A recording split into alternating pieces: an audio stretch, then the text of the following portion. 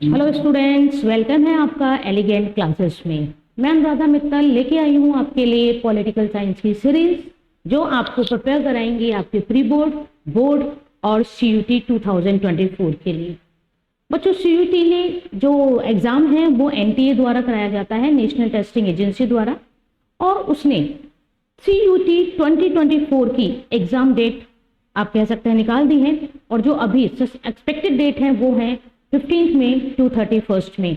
यानी आपका सीयूटी 2024 15 मई से 31 मई के बीच में होगा, जिसको क्रैक करके आप अच्छा स्कोर लाके चाहते हैं तो आपको मिल सकता है अपनी मनपसंद यूनिवर्सिटी में आपका फेवरेट कोर्स। सीयूटी एक अपॉर्चुनिटी है आपके लिए कि आप इसको क्रैक करके अपना वो कोर्स परस्यू कर सकें जिसका साथ आप अपने कैरियर को बनाना चाहते हैं, और आपका सपना कि आप इंडिया की टॉप सेंट्रल यूनिवर्सिटी में पढ़ सकें और अच्छे कोर्स के साथ जो भी आपका फ्यूचर एम है उसको परस्यू कर सकें। इसके लिए अब आपको सीयूटी क्रैक करना जरूरी है। तो सीयूटी क्रैक करने के लिए हर सब्जेक्ट का अपना अपना सिलेबस है। मेरी कोशिश है आपको आपके पॉलिटिकल साइंस सब्जेक्ट के लिए प्रिपेयर कराना। हमारी क्लासेस हो चुकी हैं जिसमें हमने एक यूनिट कंप्लीट कर ली है, that is unit of cold war. First unit की यदि हम बात करें तो फर्स्ट यूनिट में हमने जिन टॉपिक्स को कवर किया है वो हमने ली है introduction of second world war. फिर हमने स्टार्ट किया उसको मीनिंग ऑफ कोल्ड वॉर के साथ, मीन्स ऑफ कोल्ड वॉर पढ़ा हमने, reason behind the cold war पढ़ा, कैसे कोल्ड वॉर में वर्ल्ड बाइपोलर हो गया, दो टुकड़ों में बट गया, दो सुपर पावर ब्लॉक्स में बट गया। उसके बाद हमने देखा कोल्ड वॉर के जो पावर्स थी जो अपनी पावर्स को एक्सपेंड करना चाह रही थी, तो एक्सपेंड करने के लिए उन्होंने क्या क्या ऑप्शन ऑप्ट किए। जैसे आपको याद होगा हमने बात करा था different types of military alliances like NATO and Warsaw. कुछ उन्होंने डॉलर डिप्लोमेसी लाए, नियो कॉलोनिज्म लाया, यानी फाइनेंशियल हेल्प देकर कंट्रीज को अपने ग्रुप में इन्वॉल्व करना। और याद करिए इसी का एक काउंटर पार्ट था, इसी के कारण डिमांड आई थी न्यू इंटरनेशनल इकोनॉमिक ऑर्डर की। इन सब चीजों के कारण क्या हुआ, वर्ल्ड टू सुपर पावर्स में बढ़ता गया बढ़ता गया बढ़ता गया। लेकिन जब वर्ल्ड में डीकोलोनाइजेशन का प्रोसेस शुरू हुआ, डीकोलोनाइजेशन मतलब जब वर्ल्ड की कंट्रीज इंडिपेंडेंट होने लगी आफ्टर सेकेंड वर्ल्ड वॉर के बाद, मेनली एरिया आपको याद होगा एशिया, अफ्रीका और लैटिन अमेरिका। तो जब ये कंट्रीज इंडिपेंडेंट हुई तो दोनों सुपर पावर ब्लॉक्स के द्वारा उन पर प्रेशर डाला गया कि आप हमारे ग्रुप में इंक्लूड हुई है। मैंने बताया था उस वक्त इस तरह का प्रेशर नहीं डलता था कि फिजिकल फोर्स यूज करें, वायलेंस यूज करें और उन्हें अपने ग्रुप में मिलाएं, नहीं, उनको अलग अलग तरह से किसी ना किसी तरह से या तो सिक्योरिटी के लिए कह के या फाइनेंशियल हेल्प देके अपने ग्रुप में मिलाने की कोशिश की गई थी। लेकिन जब 1947 के पास हमारा इंडिया प्यारा भारत आजाद हुआ और बाकी भी कंट्रीज इंडिपेंडेंट हुई, तो उनके दिमाग में आया क्या ये जरूरी है हम दोनों में से किसी एक सुपर पावर को ज्वाइन करें। कंट्रीज ने सोचा, बैठा और लगा कि नहीं, हमारे लिए बेटर यही है कि हम किसी भी सुपर पावर ब्लॉक को ज्वाइन ना करें और अपना एक इंडिपेंडेंट स्टेटस बनाएं, हम अपनी एक सोवरेनिटी को मेंटेन करके रखें। और इसी इंडिपेंडेंट स्टेटस और सोवरेनिटी को मेंटेन करने के लिए एक पॉलिसी निकल आए, नॉन अलाइंड मूवमेंट। 5 फाउंडर्स थे, आपको याद होंगे उनके नाम, जिसमें हमारे देश के प्रथम प्रधानमंत्री पंडित जवाहरलाल नेहरू का भी नाम लिया जाता है। अलग अलग एफर्ट्स हुए। 1955 में बांडुंग में अफ्रीका एशिया कॉन्फ्रेंस हुई जिसमें नॉन अलाइन मूवमेंट की रूपरेखा, एक बेसिक स्ट्रक्चर को तैयार किया गया। 1961 में बेलग्रेड में नॉन अलाइन मूवमेंट का पहला समिट हुआ और चलता रहा और लेटेस्ट समिट आपको याद होगा 18th समिट हुआ था अजरबैजान बाकू में। इसी टॉपिक्स के बीच में हमने एरेना ऑफ कोल्ड वॉर्स भी पढ़े थे। Arena of cold Wars means ऐसे कॉन्फ्लिक्ट्स जो कोल्ड वॉर के पीरियड में आए लेकिन उन्होंने अपनी बाउंड्रीज को क्रॉस नहीं किया, यानी उन कॉन्फ्लिक्ट्स के कारण कभी भी थर्ड वर्ल्ड वॉर नहीं हुआ, वो किसी ना किसी तरह से शांत कर लिए गए और वही कोल्ड वॉर तक ही रहकर वो रह गए। तो बच्चों ये तक हमारा पहला यूनिट था, है ना। हमने second world war, cold war, meaning of cold war, instruments of cold war, 2 super power blocks के बारे में पढ़ा, कैपिटलिज्म और कम्युनिज्म के बारे में पढ़ा हमने, नॉन अलाइन मूवमेंट पढ़ा, क्यूबा मिसाइल क्राइसिस पढ़ा हमने, एनआईओ पढ़ा हमने, कोरिया वॉर पढ़ा हमने। ये सारे आपके टॉपिक्स थे फर्स्ट यूनिट में। पिछली क्लास में मैंने बताया था आज से हम स्टार्ट कर रहे हैं आपकी सेकेंड यूनिट, है ना। बिल्कुल हम आपके सिलेबस के अकॉर्डिंग चल रहे हैं, कोई स्किप नहीं, कुछ नहीं, और स्किप कर भी नहीं सकते क्योंकि मैंने ही आपको बताया था कि ये पूरी बुक एक चैप्टर के बाद दूसरे चैप्टर से लिंक है। स्किप का कोई भी चांस नहीं है, आपको कहानी की तरह एक के बाद एक चैप्टर पढ़ना ही पड़ेगा। अगर आप बीच में चैप्टर स्किप करेंगे तो आपका वो लिंक टूट जाएगा, है ना। अगर हम अब हमारी सेकेंड यूनिट की बात करें तो सेकेंड यूनिट की हेडिंग है the end of bipolarity, the collapse of second world war. तो चलिए देखिए बच्चों, किसी भी यूनिट को पढ़ने से पहले हमें उस यूनिट का बेसिक स्ट्रक्चर क्या है, उस यूनिट में पढ़ना क्या है, या उस चैप्टर की थीम क्या है, उसको समझना बहुत जरूरी है। जब तक हम थीम नहीं समझेंगे तब तक हमें उस चैप्टर की डेप्थ समझ में नहीं आएगी कि वास्तव में हम इस चैप्टर में पढ़ने क्या वाले हैं। जैसे आप स्लाइड पे देख रहे हैं कि हमारा टॉपिक है एंड ऑफ बाइपोलैरिटी। ठीक है, हमारा टॉपिक का नाम end of bipolarity, it is the second unit of your syllabus. तो चलिए शुरू करते हैं इस यूनिट को। देखिए पहले हम इसका बेस क्लियर करेंगे, है ना, कि इसका बेस क्या है, इस यूनिट में हमें पढ़ना क्या है। तो पहले मैं आपको एक ब्रीफ स्ट्रक्चर बता रही हूं कि ये यूनिट बेसिकली बात क्या करती है। देखिए अगर हम इस यूनिट की बात करें बच्चों, तो एंड ऑफ बाइपोलैरिटी क्या इंडिकेट कर रहा है, समझने की कोशिश करिए। यहां पर आपने पढ़ा था 1939 में सेकेंड वर्ल्ड वॉर स्टार्ट होता है और 1945 में ये वर्ल्ड वॉर खत्म हो जाता है। फिर आपने देखा कि ये जो वर्ल्ड वॉर था ये अलाइड और एक्सिस पावर्स के बीच हो रहा था। World war second between the allied and axis powers of the world. उसके बाद हमने देखा अलाइड पावर्स में great Britain, France, China, Soviet union and United state of America from 1941। देखिए मैंने बताया था आपको पिछले क्लासेस में भी कि अमेरिका शुरू से सेकेंड वर्ल्ड वॉर में इंक्लूड नहीं था। जब जापान उसके पर्ल हार्बर पर अटैक करता है तब अमेरिका इसमें इंक्लूड होता है, और अमेरिका ही वो कंट्री जिसने इस वर्ल्ड वॉर का सिनेरियो बदल दिया। 6 अगस्त और 9 अगस्त 1945 को हिरोशिमा और नागासाकी जापान के उस पर अपने न्यूक्लियर वेपन्स को यूज किया, लिटिल बॉय और फैटमैन। तो देखिए अब ये है, और इधर कौन सी थी एक्सिस पावर, जर्मनी, इटली और जापान। जर्मनी का लीडर हिटलर, इटली का मुसोलिनी और जापान में हिरोहितो। अब देखिए बच्चों होता क्या है, फिर आपने पढ़ा कि ये सेकेंड वर्ल्ड वॉर जब खत्म हुआ तो पावर्स, इनकी पावर्स वीक हो गई थी, ठीक है, और ये तो डिफिटेड कंट्रीज में थी, इनकी पावर वीक हो गई और ये डिफिटेड कंट्रीज में हो गई। तो जो हमारे पास बचा या जो वर्ल्ड के पास पावर्स बची वो ये 2 बची। कौन कौन सी बची? एक रह गई आपके यूएसएसआर और दूसरी यूएसए, और इनके बीच आपने फिर पढ़ा क्या स्टार्ट हुआ, कोल्ड वॉर। ये कोल्ड वॉर कब तक चलता है? 1991 तक। 1991 तक आते आते क्या होता है बच्चों, ये जो यूएसएसआर है ये डिसइंटीग्रेटेड हो जाता है।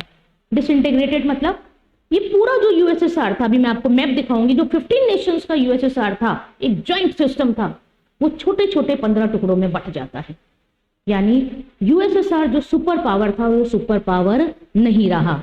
अगर हम यूएसएसआर की फॉल डाउन की बात करें तो यूएसएसआर का फॉल डाउन स्टार्ट होता है 1989 में। यानी 1989 के आसपास से सिनेरियो बनने लग गया कि अब यूएसएसआर के पास उतनी पावर्स नहीं रही जितनी पावर्स तब थी जब वो अमेरिका के साथ सामने खड़ा था, उसको एकदम चैलेंज करते हुए। 1989 से इसमें फॉल डाउन शुरू होता है और ये फॉल डाउन चलता है 1991 तक, और 1991 के लास्ट में दिसंबर में आकर यूएसएसआर अपने आप को डिसइंटीग्रेट कर लेता है। अपने आप को ये कह देता नहीं, मैं इतना बड़ा सिस्टम नहीं हूं, मैं छोटे छोटे 15 राज्यों में बट गया हूं, और उसको रिप्लेस कर दिया जाता है रशिया के द्वारा। अब सुन के आपको अजीब लग रहा होगा, ऐसा क्या हुआ कि एक महाशक्ति खत्म हो गई? 1945 से लेकर 1991 तक अमेरिका को चैलेंज करने वाली पावर के सामने अचानक ऐसी क्या प्रॉब्लम्स आई कि जिसके कारण से उसे अपने आप को डिसइंटीग्रेट करना पड़ा, अपने आप को 15 नेशन में डिवाइड करना पड़ा। यही कहानी तो हमें पढ़नी है। एकदम से सुपर पावर जॉइंट सिस्टम लड़ता आ रहा है। पहले सेकेंड वर्ल्ड वॉर में इंपॉर्टेंट रोल प्ले करा, फिर यूएसए के साथ कोल्ड वॉर कर रहा है, लेकिन अचानक 1989 टू 1991 में घटनाएं ऐसी घटी कि यूएसएसआर ने अपने आप को डिसइंटीग्रेट कर लिया। तो बस यही इस चैप्टर की थीम थी, और इसी थीम को लेकर हमें इस चैप्टर को आगे पढ़ना है। तो आपकी जो पूरी सेकेंड यूनिट है वो इन्हीं सब चीजों की बात कर रही है। सेकेंड यूनिट में हम क्या पढ़ेंगे? सोवियत सिस्टम क्या था, सोवियत सिस्टम के फीचर्स क्या था, सोवियत सिस्टम के मेन लीडर्स कौन थे, कम्युनिज्म जो इसने ऑप्ट किया उस कम्युनिज्म के पीछे रीजन क्या था, कम्युनिज्म आइडियोलॉजी क्या थी, और ऐसे कौन से इंसिडेंट हुए या ऐसी क्या प्रॉब्लम्स हुई या ऐसा क्या सोच बदला जिससे यूएसएसआर अपने आप को क्या कर लेता है, डिसइंटीग्रेट कर लेता है। क्या यूएसएसआर चाह रहा था कि मुझे कोल्ड वॉर आगे नहीं करना, चाहे कुछ हो, किसी भी कीमत पर मुझे इस कोल्ड वॉर को खत्म करना है, या फिर यूएसएसआर का और कोई रीजन था, अपनी पावर्स को कम होते हुए देखते हुए अपने आप को डिसइंटीग्रेट करना। तो आई थिंक बच्चों आपको चैप्टर की थीम समझ में आई होगी। मोटे मोटे रूप से हमें ये पढ़ना है व्हाई द यूएसएसआर डिसइंटीग्रेट, है ना, क्यों यूएसएसआर खत्म हुआ, क्यों यूएसएसआर 15 टुकड़ों में बटा, ये वाली कहानी हमें पढ़नी है, जो यूएसएसआर 1991 तक अमेरिका के सामने एक चुनौती के रूप में खड़ा था। याद करिए, नाटो वार्सा, अमेरिका जैसे ही 1949 में वार्सो नाटो क्रिएट करता है, वैसे ही यूएसएसआर इसके रेस्पॉन्स में क्या क्रिएट कर लेता है, वार्सा मिलिट्री अलायंसेस क्रिएट कर लेता है। ओके, तो ये सारी चीजें हमें पढ़नी है। देखिए अब टॉपिक है आपका disintegration of the second world and collapse of bipolarity. एक एक वर्ड आपका इंपॉर्टेंट है, एक एक वर्ड आपका इंपॉर्टेंट है जो भी आपके सिलेबस में दिया हुआ है। देखिए, अगर हम देखें, दो वर्ड मैं यहां पर डिस्कस करूंगी, एक तो है आपका सेकेंड वर्ल्ड और दूसरा है बाइपोलरिटी। पहले हम चैप्टर का मीनिंग तो समझें, फिर चैप्टर की डिटेल की बात करेंगे। देखिए, यहां पर मैंने बताया cold war 1945 to 1991 and world becomes the bipolar. याद करिए, what is the meaning of bipolar?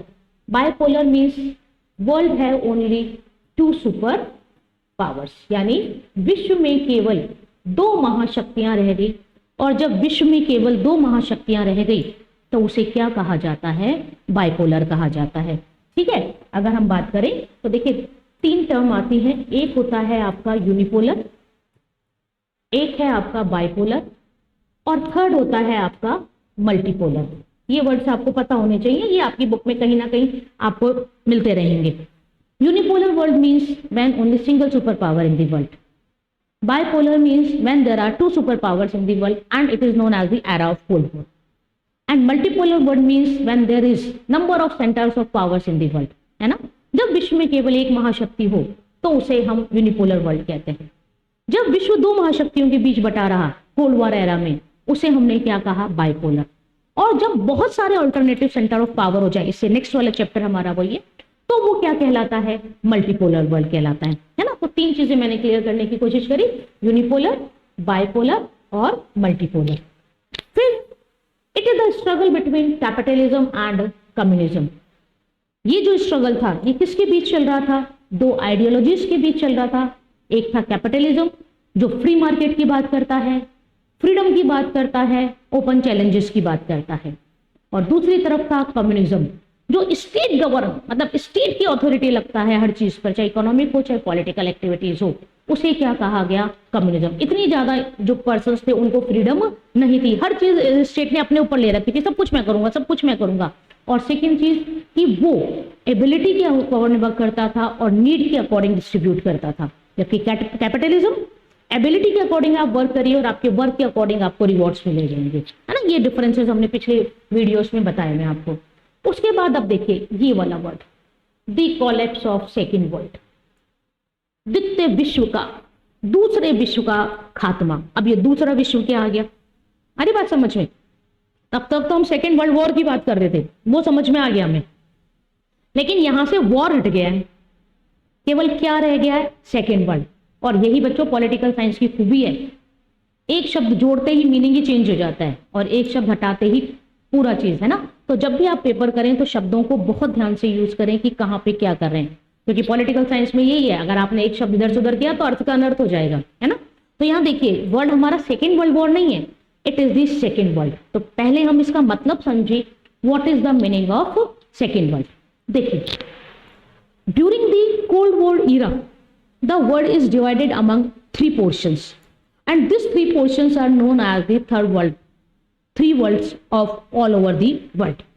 कैसे इंडिकेट किया गया, first world categorize as a USA, second world categorize as a USSR and third world categorize as decolonized country of Asia, Africa and Latin USA.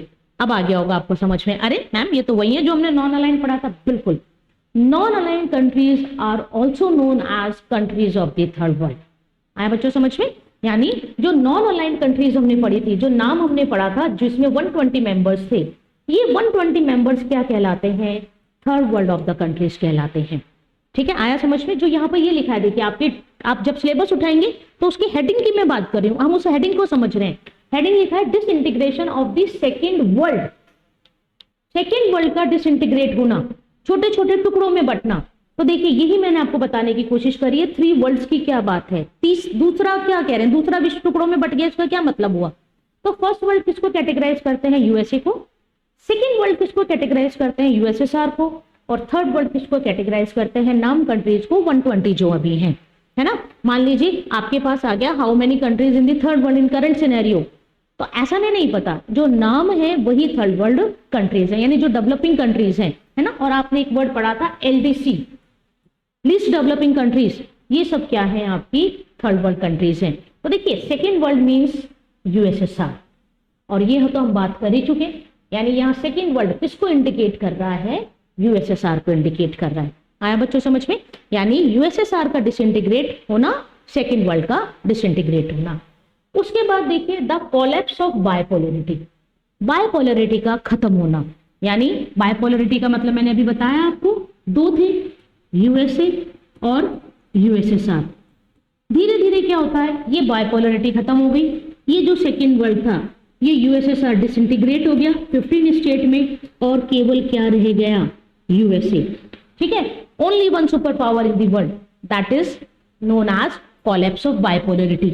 और हम इसको क्या बोल सकते हैं? World becomes the unipolar. एक ही मतलब है, कोलैप्स ऑफ बायपोलरिटी और वर्ल्ड बिकम्स दी यूनिपोलर, ये दोनों का मतलब सेम है। तो यहां मैंने आपको आपकी जो यूनिट सेकंड है उसका जो हेडिंग है उसको समझाने की कोशिश करी है। सेकेंड वर्ल्ड मतलब USSR, and bipolarity means, end of bipolarity means world becomes unipolar, single super power in the world, that is USA. Okay student, चलिए आगे देखते हैं, आगे का हमारा टॉपिक क्या है।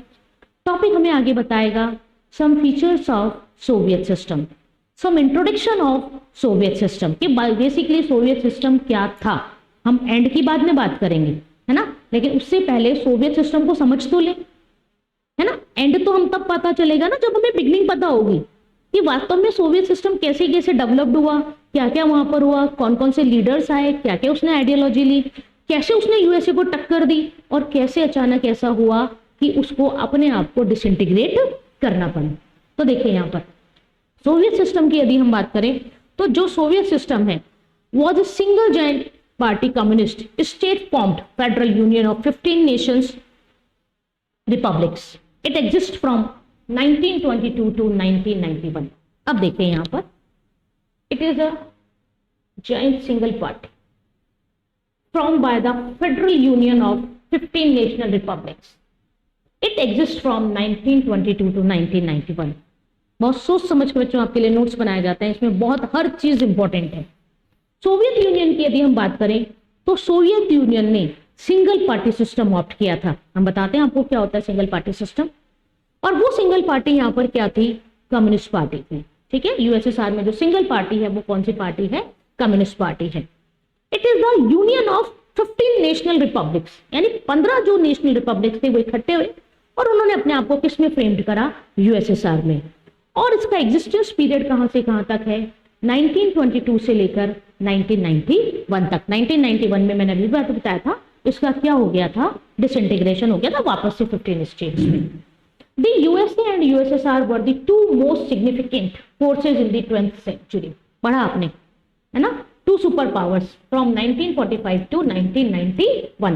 As soon as the USSR dissolved, there was the end of bipolarity. बेटा आप अपने अपने CUT के पेपर्स देखेंगे या आप अपने प्री बोर्ड और बोर्ड के प्रीवियस ईयर के क्वेश्चन पेपर्स देखेंगे तो देखेंगे ये क्वेश्चन साइमल्टेनियसली रिपीट हुआ है। What is the meaning of end of bipolarity? So what is the meaning of end of bipolarity? Means disintegration of USSR and world becomes the unipolar. Single superpower remains in the world, that is USA. Clear? आया समझ में? Next देखिए, means world have only single power, that is USA. Capitalism and democracy. जैसे ही USSR का dissolve होता है, disintegrate होता है 15 स्टेट्स में, देखिए वर्ल्ड को पता लग गया कि capitalism and democracy is the best ideology. क्यों? दो चीजें टकरा रही हैं, है ना, और टकरा के एक चीज खत्म हो गई, तो जो बच गई उसने अपने आप को प्रूव कर दिया कि मैं ठीक हूं, I am the better one. और वही यहां पर हुआ। इसमें क्या हुआ कि यूएसएसआर जब डिसइंटीग्रेट हो गया तो वर्ल्ड के सामने क्या सिनेरियो आ गया, वर्ल्ड ने क्या एक्सेप्ट कर लिया, capitalism and democracy are the best form of the government. ठीक है, यानी अगर किसी कंट्री को रन होना है बहुत अच्छे से तो उसे कैपिटलिज्म और डेमोक्रेसी को फॉलो करना ही चाहिए। और देखिए अगर आज की तारीख में आप देखिए तो नंबर ऑफ कंट्रीज ने डेमोक्रेटिक सिस्टम ही ऑप्ट करके रखा हुआ है। USSR disintegrated among the 15 independent Nations and Russia replaced the USSR. Clear? 1991 में क्या होता है, यूएसएसआर 15 छोटे छोटे स्टेट्स में डिवाइडेड हो जाता है और जो उसका सबसे बड़ा स्टेट था करंट रशिया, वो क्या कर लेता है, यूएसएसआर को रिप्लेस कर लेता है। ओके स्टूडेंट्स, तो ये हमने एग्जिस्टेंस देखा है किसका, सोवियत यूनियन का। सिंगल पार्टी सिस्टम था, कम्युनिज्म था, 15 नेशंस ने मिलकर इसको फ्रेम किया था। इसका पीरियड 1922 टू 1991 था। स्ट्रगल चला 1945 से 1991 तक। 1991 में यूएसएसआर 15 नेशंस में डिसइंटीग्रेट हो गया। डिसइंटीग्रेट हो गया इट मींस जो बाइपोलरिटी थी उसकी एंड हो गया। End of bipolarity means world becomes the unipolar, single super power in the world. Single superpower word means USA was the best governing system. USA of the ideology capitalism and democracy. So it is also proved that best ideologies were the capitalism and democracy. And Russia replaced the USSR. जब USSR 15 उसमें disintegrate होता है तो उसको handover, उसको take over कौन करता है, रशिया करता है। देखिए it is the map of USSR before the disintegration. ठीक है, डिसइंटीग्रेशन से पहले का ये आपके सामने मैं यूएसएसआर का मैप लेके आई हूँ। Soviet republics one by one broke away from Moscow and declared independence. Moscow is the capital of the, तो क्या होता है, सोवियत जो रिपब्लिक्स थे वो एक एक करके क्या होने लगते हैं, इंडिपेंडेंट होने लगते हैं। From which period, 1989 to 1990। Actually बच्चों होता क्या है, मैंने आपको बताया था कि सेकेंड वर्ल्ड वॉर जब स्टार्ट हुआ उसके बाद जब कोल्ड वॉर हुआ तो कम्युनिज्म और कैपिटलिज्म में लड़ाई थी। यूएसएसआर की जो सपोर्टिंग कंट्रीज थी वो कम्युनिज्म को सपोर्ट करती थी और उसके ग्रुप में मिलती आ रही थी, लेकिन धीरे धीरे उनको रियलाइज होने लगा कि हमें तो डेमोक्रेसी चाहिए, हमें तो डेमोक्रेटिक गवर्नमेंट चाहिए, democratic government is the best. और वहीं यूएसएसआर में खुद में जो उन कंट्रीज थी उनमें डेमोक्रेसी के लिए रिवोल्यूशन शुरू हो जाते हैं। यानी एक तरह से आप मान लीजिए सिविल वॉर की सिचुएशन हो गई है ना। वो ये कह रहे हैं कंट्रीज की अब हम कम्युनिज्म ऑप्ट नहीं करेंगे, हम तो डेमोक्रेसी लाएंगे, हम तो यूएसए का जो मॉडल है उसको फॉलो करेंगे। तो यहां से जब डेमोक्रेटिक से स्ट्रगल शुरू होता है तो अलग अलग कंट्री डेमोक्रेसी के लिए रिवोल्ट करती है और रिवोल्ट करते करते एक दिन ऐसा आता है कि यूएसएसआर डेड हो जाता है between the period of 1989 to 1990। These are the 15 countries of the USSR before the disintegration. Estonia, Latvia, Lithuania, इनको पढ़ेंगे, ये बहुत इंपॉर्टेंट है तीनों। ठीक है, ये जब हम डिसइंटीग्रेशन पढ़ेंगे तो आप ध्यान रखना ये बहुत तीनों इंपॉर्टेंट आएंगी। यही पहली 3 कंट्रीज थी जिन्होंने डिसइंटीग्रेशन की डिक्लेरेशन की। Belarus, Maldives, Ukraine. यूक्रेन तो अभी सबको पता है वॉर किस किस के बीच में चल रहा है, यूक्रेन और रशिया, है ना। अभी जो वॉर चल रहा है रशिया और यूक्रेन के बीच, देखिए इनकी बॉर्डर देखिए, Ukraine share the border with Russia, है ना। इतने पड़ोसी राज्यों के लड़ रहे हैं, जॉर्जिया, आर्मेनिया, अजरबैजान। अजरबैजान भी आपको याद आया होगा, है ना। 18th summit of non aligned movement, 18th summit याद है, हमने पढ़ा था ना, कहाँ हुई थी, इसकी कैपिटल का नाम क्या था, बाकू। अजरबैजान की कैपिटल बाकू में नॉन अलाइंड मूवमेंट की करंट समिट हुई है ना। उसके बाद देखिए अगर हम मिडिल ईस्ट की कंट्रीज में देख ले, तुर्कमेनिस्तान, उज्बेकिस्तान, तजाकिस्तान, किर्गिस्तान और कजाकिस्तान, ये हो गई। तो इन 15 कंट्रीज से मिलकर क्या बना हुआ था, यूएसएसआर।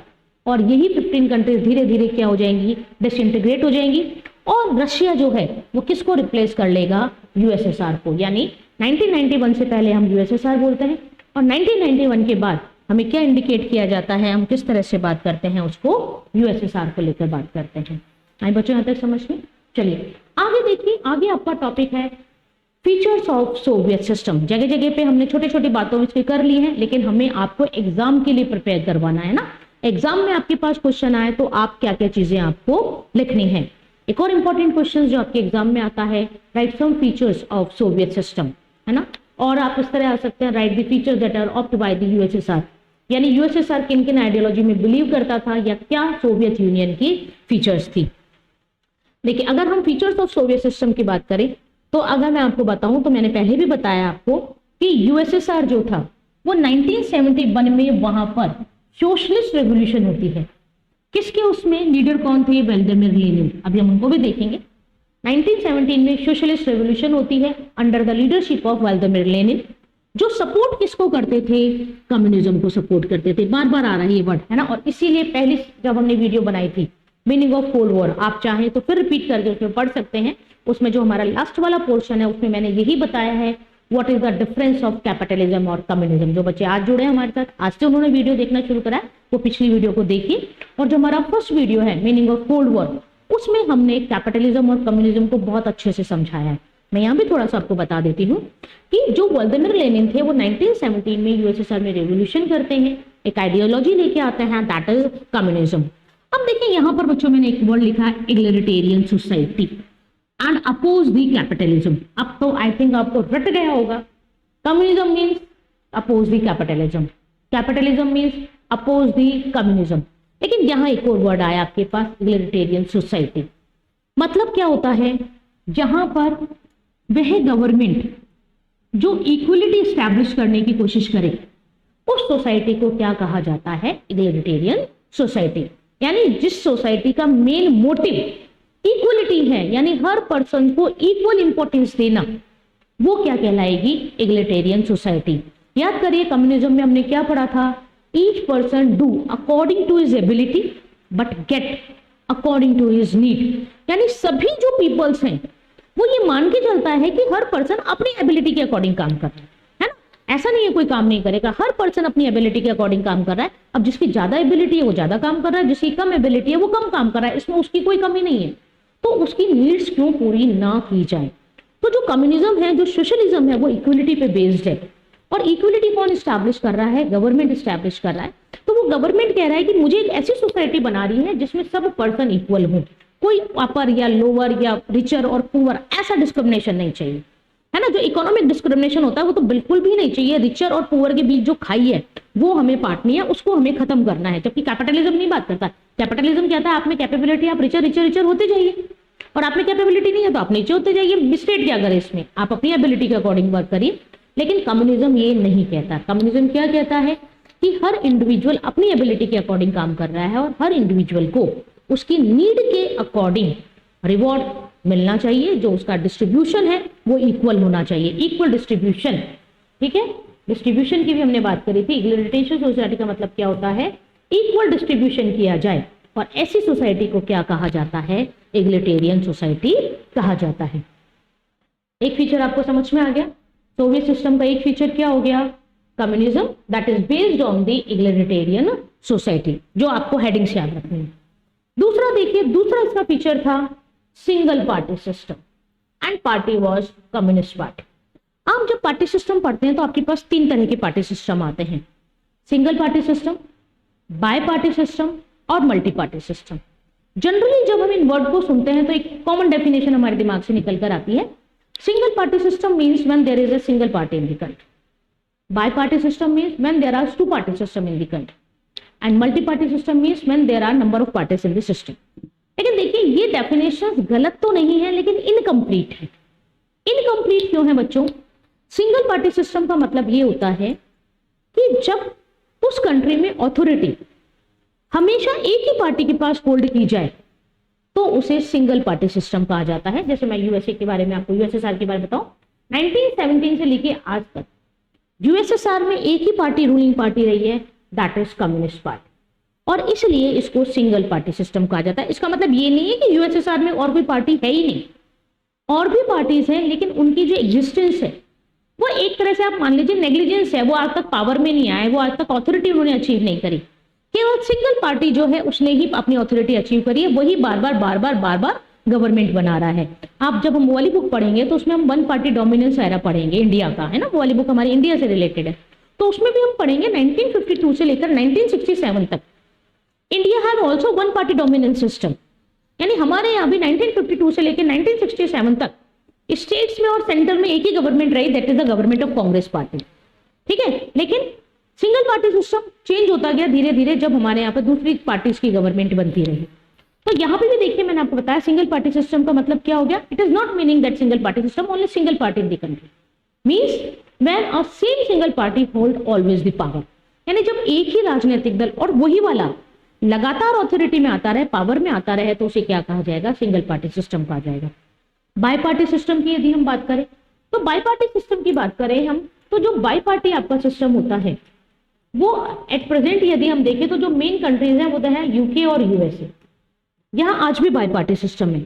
अब बाई पार्टी सिस्टम का मतलब ये नहीं है कि यूके और यूएसए में दो पार्टी के अलावा और कोई पार्टीज ही नहीं है, और भी पॉलिटिकल पार्टीज हैं, लेकिन वो आज तक अथॉरिटी में और पावर में नहीं आई हैं।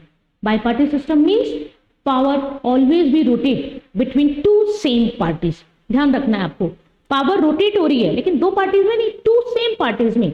जैसे ब्रिटेन की बात करें तो ब्रिटेन में जो पार्टीज हैं that are liberal and conservative, ठीक है। तो कभी पार्टी लिबरल के पास, कभी कंजर्वेटिव के पास, कभी लिबरल के पास, कभी कंजर्वेटिव के पास, ऐसे रोटेट होती रहती है, तो इसको क्या कहा गया, बाई पार्टी सिस्टम। यूएसए में बात करें तो आपको पता होगा यूएसए की दो फेमस पॉलिटिकल पार्टी हैं, एक है डेमोक्रेटिक और दूसरा है रिपब्लिक, ठीक है। तो पावर क्या होती है, या तो रिपब्लिक के पास या डेमोक्रेटिक के पास, ठीक है। डोनाल्ड ट्रंप रिपब्लिक के थे, जो बाइडेन किसके हैं, डेमोक्रेटिक के हैं। अब फिर इलेक्शन हो रहे हैं, आपको पता है 20 जनवरी को हमें वापस प्रेसिडेंट मिलेगा नया अमेरिका का, देखेंगे कौन बनता है। तो यानी इस तरह के पार्टी सिस्टम को क्या कहा जाता है, बाई पार्टी सिस्टम कहा जाता है। Bi party system means when power rotate between the two same parties. इसका मतलब ये बिल्कुल भी नहीं है कि और कोई पार्टी वहां पर नहीं है, पार्टीज हैं लेकिन वो अथॉरिटी में नहीं आई है, उसको क्या कहा जाता है, बाई पार्टी सिस्टम। और मल्टी पार्टी सिस्टम तो आपको पता है हमारा India the great, when numbers of political parties exist and power rotates among the different political parties and there is a chance of coalition government, यानी एक party को यदि क्लियर मेजोरिटी ना मिले तो वो पार्टी अलग पॉलिटिकल पार्टीज के साथ मिलकर गठबंधन की सरकार बना सकती है। आया बच्चों समझ में, सिंगल पार्टी, बाय पार्टी और multi party system, clear. The economy was plan and controlled by the government, next feature of the Soviet system. अभी मैंने आपको बताया पूरी रेस्पॉन्सिबिलिटी किसने रखी है, सरकार ने अपने सर पर, कि पूरी जो इकोनॉमी है वो कैसे कैसे काम करेगी, कैसे कैसे डिस्ट्रीब्यूशन होगा, कैसे इनकम होगा, कैसे एक्सपेंडिचर होगा, और are planned by the government and planned and controlled by the government also. आपने कभी प्लानिंग कमीशन के नाम से सुना हो, योजना आयोग, जैसे मोदी जी ने नीति आयोग में कन्वर्ट कर दिया, पढ़ेंगे हम उसमें, है ना। National institute for transforming India, planning आयोग is converted into the, planning commission is converted into the NITI Aayog, ठीक है। पर ये जो प्लानिंग कमीशन था ये क्या करता है, 5 इयर्स की प्लान बनाता है इंडिया में, है ना। 5 इयर्स के प्लान बना के चलता है, कौन कौन से बना कौन कौन सा नहीं बना उस वाली बुक में हम पढ़ेंगे। लेकिन मेरा यहाँ बताने का मोटिव ये है कि इंडिया ने ये जो प्लानिंग कमीशन का आइडिया है वो कहाँ से ऑप्ट किया है, यूएसएसआर से ऑप्ट किया है। हम प्लानिंग कमीशन का जो आइडिया हम लेकर आए हैं यूएसएसआर, या हम कह सकते हैं किससे लेकर आए हैं हम, रशिया से, ठीक है। तो आप यहाँ देखिए, the economy was plan and controlled by the government. तो हमारी प्लानिंग कमीशन में भी यही होता है, गवर्नमेंट 5 साल का अपना पूरा ब्यौरा तैयार करती है कि हम किस किस तरह से प्लानिंग करेंगे, इंडस्ट्री पे बोल देंगे, एग्रीकल्चर पर बोल देंगे, रैपिड इंडस्ट्रियलाइजेशन करेंगे, स्लो करेंगे, ग्रेजुअल करेंगे, इरिगेशन पे ध्यान देंगे, ठीक है। तो ये सारी चीजें हम उसमें देखेंगे यहाँ पर। और अगर एक और फीचर देखें तो देखिए सबसे important, lack of democracy and absence of freedom of speech, यानी जहां कम्युनिज्म होगा, जो सोवियत सिस्टम था उसमें पीपल्स के पास बहुत ज्यादा फ्रीडम नहीं थी, और इसीलिए तो 1989 से वहां पर क्या शुरू हो गए, रिवोल्ट स्टार्ट हो गए। और वो किसकी बात करने लगे, डेमोक्रेसी। डेमोक्रेसी भी नहीं थी और साथ में लोगों को बोलने की स्वतंत्रता भी नहीं थी, फ्रीडम ऑफ स्पीच भी नहीं थी जितना हमारे इंडिया में है। या जो डेमोक्रेसी का पिलर ही क्या होते हैं, आपने पढ़ रखा होगा, डेमोक्रेसी के 3 पिलर्स हैं, लिबर्टी, इक्वलिटी और राइट्स, है ना, स्वतंत्रता, समानता और अधिकार। इन 3 खंभों पर पूरी डेमोक्रेसी टिकी हुई है, और अगर यही नहीं है तो डेमोक्रेसी तो गिर जाएगी, एक भी पिलर हटा और डेमोक्रेसी धराशायी होकर नीचे आ जाएगी। तो वहां पर अगर हम सोवियत सिस्टम की बात करें तो सोवियत सिस्टम में डेमोक्रेसी को भी नहीं फॉलो किया गया था और पीपल्स को स्पीच की फ्रीडम भी नहीं थी। अब आपको कहीं ना कहीं लग रहा होगा ये तो अच्छा नहीं है, इसको तो डिसइंटीग्रेट ही हो जाना चाहिए था। तो बिल्कुल कहीं ना कहीं इसके फीचर्स को लेके यही कई प्रॉब्लम्स रही हैं। तो एक बार वापस देखें, हमने क्या पढ़ा, important features of the Soviet system, यानी जो यूएसएसआर है उसके इंपॉर्टेंट फीचर्स क्या थे। रिवाइज करते हैं एक बार, क्या क्या था। पहला, सिंगल पार्टी सिस्टम, क्लियर। यहाँ पे हमने देखा सोवियत रेवोल्यूशन हुई 1917 में और फीचर्स हमने देखा, single party system, single party which communist party. दूसरा, of the policy of communism that wants to establish egalitarian society that is based on equality and equal distribution of the resources. Third one is the economy was planned and controlled by the government. Plan भी government करेगी और control भी government करेगी. Fourth, no democracy. And last one, no freedom of speech to the individuals of that country. So these are the 5 important features of the Soviet system.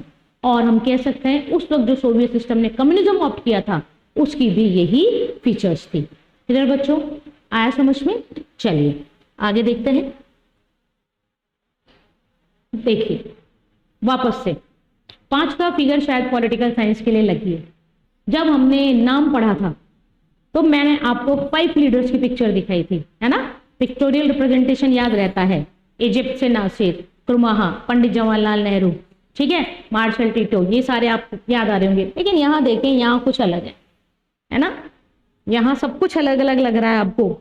वो लग रहा था face से ही नहीं लगता, वो ऐसे लग रहे थे सीधे साधे भोले भाले, और ये है ना बिल्कुल शब्द तो क्या यूज करें, लेकिन हाँ सॉलिड लीडर्स, ठीक है। Leaders of Soviet union from 1917 to 1991, यानी यहां पे हमने क्या पढ़ा, 1917 क्यों लिखा हमने, बिकॉज सोवियत या communist revolution in the USSR, ठीक है। और कब तक हम पढ़ रहे हैं, 1991 तक, ठीक है। अब देखिए व्लादिमीर लेनिन, याद रख लीजिए इनकी शक्ल, जगह जगह पे काम आएगी आपके, ठीक है। और देखिए जो सीबीएसई बोर्ड के बच्चे हैं उनको मैं बता दूं कि आपकी बुक में जो एक तरह से आप देखिए कार्टून दिए हुए हैं, जो पिक्चर्स दी हुई हैं, उनके ऊपर से भी क्वेश्चंस आते हैं। पिछले एक बार क्वेश्चन आया हुआ है, नॉन अलाइन लीडर्स की पिक्चर दी हुई थी और उसमें आपको ये इंडिकेट करना था कि ये कौन है और किस कंट्री को बिलोंग करते हैं। तो बच्चों हमारे द्वारा जो पीपीटी आपके लिए बनाई जाती है, जो स्लाइड्स आपके लिए बनाई जाती हैं, उनका मोटिव ये होता है कि आप उनको देखें, उनको पढ़ें और वो आपके दिमाग में रच बस जाए, ताकि आप कोई पिक्टोरियल क्वेश्चन आए तो उसको गलत ना करें, है ना। तो नाम के जो हमने लीडर दिए थे, बिल्कुल आपके पास पिक्चर है, आप देखेंगे अपनी बोर्ड के एग्जाम में, तो जहां से नॉन अलाइंड आपका शुरू हो रहा है वहीं सबसे पहला जो दिया हुआ है वो उन 5 का पिक्चर ही दिया हुआ है, फोटो फ्रेम टाइप दिया हुआ है। उसमें नीचे लिखा हुआ भी है कि आपको इंडिकेट करना है कौन सा लीडर कौन है और कहाँ का है, कंट्री भी आपको बतानी है ना। तो आप इन पिक्चर्स को, जो आपकी बुक में कार्टून्स बने हुए हैं, टाइम आप अलग अलग चैप्टर बने हैं, तो उनको भी आपको ध्यान से पढ़ना है।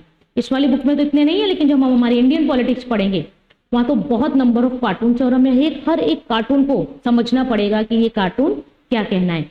और उस वक्त के कार्टून ऐसे नहीं है, एनसीईआरटी के कार्टून ऐसे नहीं है कि किसी को मजाक करने के लिए या किसी को ऐसी खिल्ली उड़ाने के लिए बनाती है, नहीं। उन कार्टून्स के पीछे एक गहरा मीनिंग होता है और उसी गहरे मीनिंग को आपको समझना है।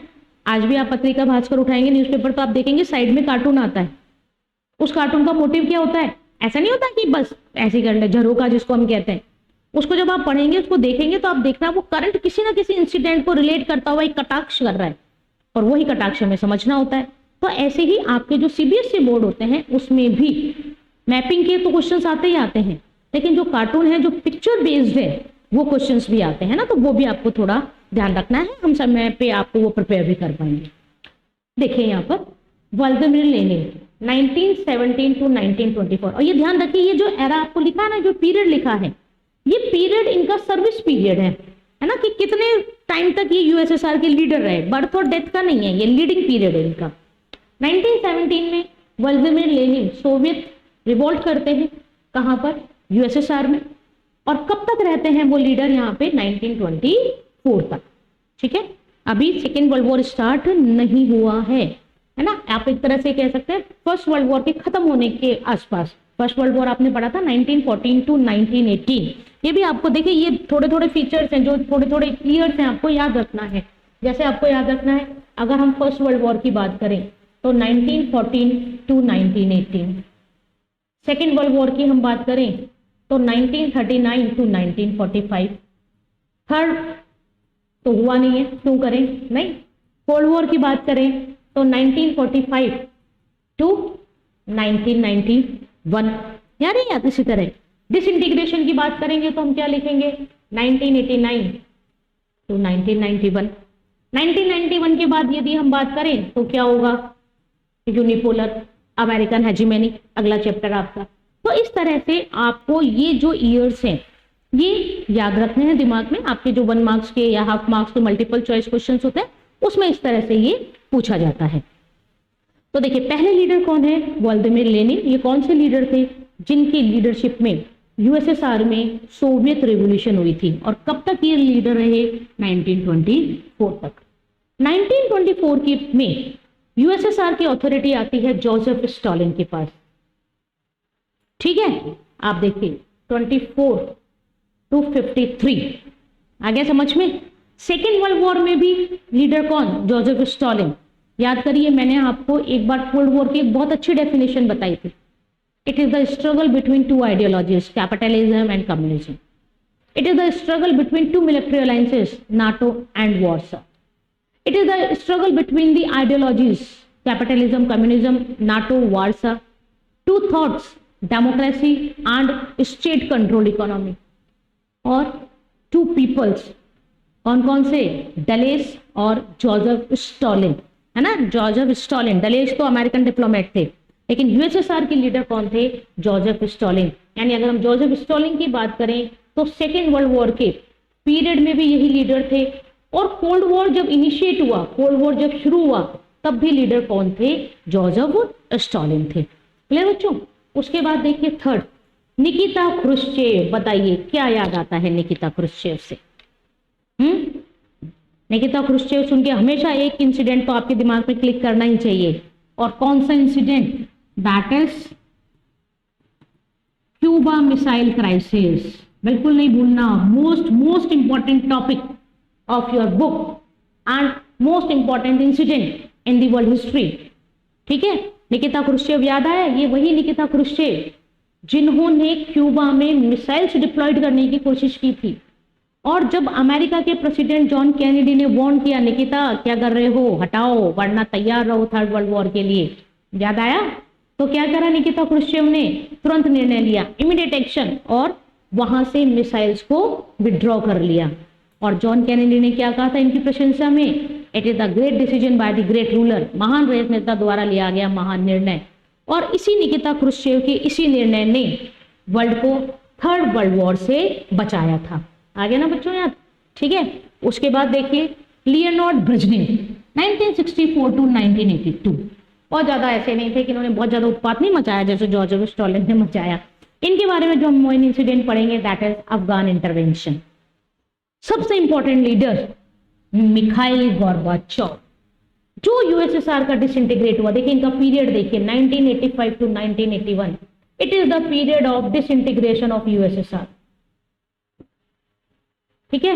यूएसएसआर जो डिसइंटीग्रेट हुआ वो किसके पीरियड में हुआ, मिखाइल गोर्बाचोव के पीरियड में हुआ, है ना। तो अगर हम एक एक बारे में बात करें, Vladimir Lenin Soviet revolution, Joseph Stalin second world war and cold war, Nikita Khrushchev detente Cuba missile crisis, Leonard Brezhnev Afghan intervention अभी बताने वाली हूं मैं आपको, और मिखाइल गोर्बाचोव मेन लीडर जिसकी पॉलिसीज ने, जिसके थॉट्स ने यूएसएसआर को डिसइंटीग्रेट किया। केवल थॉट्स और पॉलिसीज नहीं, सर्कमस्टेंसेस भी ऐसे हो गए थे कि यूएसएसआर को डिसइंटीग्रेट होना पड़ा, ठीक है। अब आगे की बात करते हैं। देखिए some important facts about the Soviet leaders. ये कुछ फैक्ट्स हैं जो आपको याद रखना है।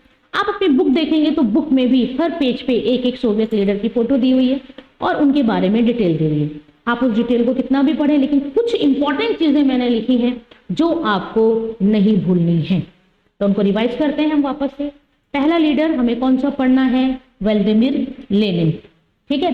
और व्लादिमीर लेनिन के लिए मैंने खास बात बताया, जो आपको याद रखना है वो क्या याद रखना है कि जो रशियन रेवोल्यूशन हुआ 1917 में, तब लीडर कौन थे, Vladimir Lenin. Joseph Stalin successor of Lenin, यानी लेनिन ने जैसी पावर छोड़ी वैसे ही उसके सक्सेसर कौन बन गए? Joseph Stalin. USSR leading during world war second and beginning of cold war. याद आया?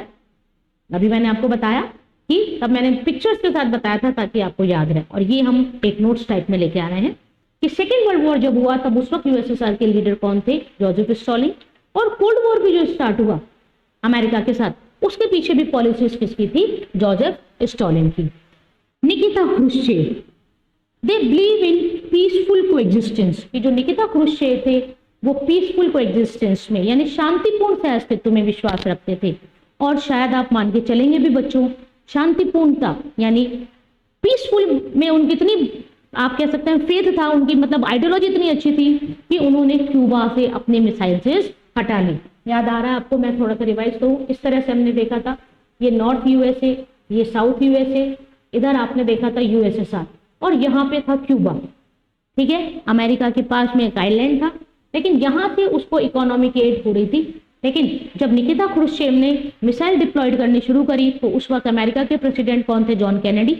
उन्होंने इनको वार्न किया कि अपनी मिसाइल हटाइए वरना हमें कोई एक्शन लेना पड़ेगा। निकिता गोर्बाचेव मानते हैं और अपनी मिसाइल को वहां से विड्रॉ कर लेते हैं, और ये माना जाता है कि थर्ड वर्ल्ड वॉर के भय से बच गया और तीसरा विश्व युद्ध नहीं हुआ, क्योंकि कोई भी नहीं झेल सकता था, है ना। उस वक्त तो क्या, अगर आज भी हमें कहीं पता लगे कि थर्ड वर्ल्ड वॉर है ना हो रहा है, तो हम नहीं चाहेंगे कि वो थर्ड वर्ल्ड वॉर हो। उसके बाद देखिए लियोनार्ड ब्रेजनेव।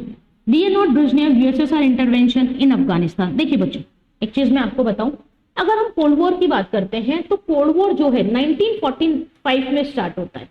1945 से लेकर आप मान लीजिए 1961 तक ये बहुत ज्यादा एग्रेसिव था। यानी कोई भी कंट्री, दोनों कंट्रीज में से किसी भी कंट्री में किसी भी स्थिति में वो समझौता करने के लिए तैयार नहीं थी।